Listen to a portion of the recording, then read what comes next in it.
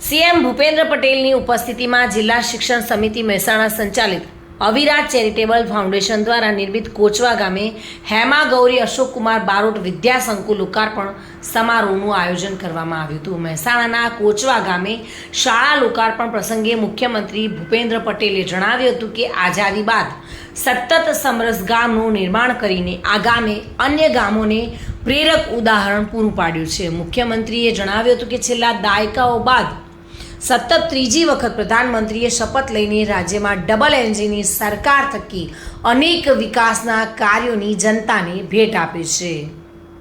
વધુમાં તેઓ જણાવ્યું હતું કે સરકાર સાથે નાગરિકો વિકાસ કાર્યમાં સહભાગી થાય તો વિકાસ બેવડી થઈ જાય એ પરિકલ્પના સૌનો સાથે લઈને ચાલવાની છે।